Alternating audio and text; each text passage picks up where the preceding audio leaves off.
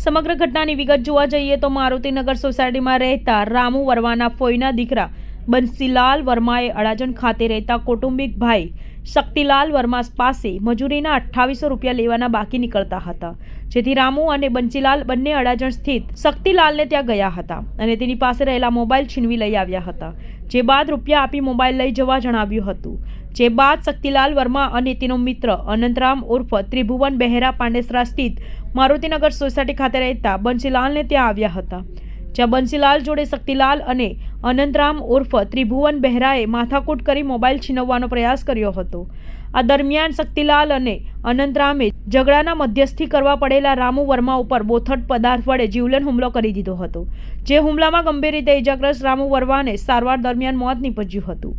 હત્યાની ઘટના બાદ ફરાર થઈ ગયેલા શક્તિલાલ અને અનંતરામ ઉર્ફ ત્રિભુવન બહેરા વિરુદ્ધ રામુ વર્માની પત્નીની ફરિયાદના આધારે હત્યાનો ગુનો નોંધી વધુ તપાસ પાંડેસરા પોલીસે હાથ ધરી હતી, જે તપાસ દરમિયાન પાંડેસરા પોલીસે હત્યાની આ ઘટનામાં સંડોવાયેલા આરોપી શક્તિલાલ વર્મા અને અનંતરામ ઉર્ફ ત્રિભુવન બહેરાને ઝડપી પાડી ગણતરીના કલાકોમાં જ ગુનાનો ભેદ ઉકેલી કાઢ્યો હતો। ગઈ તારીખ 3/1/2024ના રોજ બંસીલાલ તથા રામુ નાઓ તેમના સગા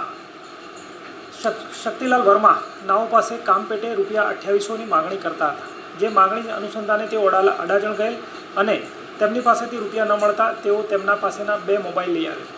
જેના ભાગરૂપે મોબાઈલ પરત લેવા માટે આ શક્તિલાલ વર્મા તથા બરુઆ નામના એક ઇસમે પાંડેસરા આવેલા અને આ ફરિયાદી પાસેથી મોબાઈલ પરત લેવા માટે આગ્રહ રાખેલો,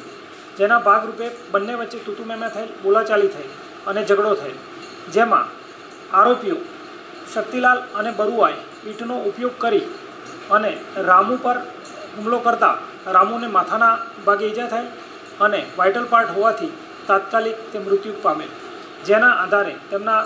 પત્નીની ફરિયાદ લેવામાં આવેલ છે અને પાંડેસરા પોલીસે ગુનો દાખલ કરી કાયદેસરની કાર્યવાહી કરેલ છે અને આ ગુનામાં સંડોવાયેલા બંને આરોપીઓની પાંડેસરા પોલીસે કાયદેસરની કાર્યવાહી કરી ધરપકડ કરેલ છે।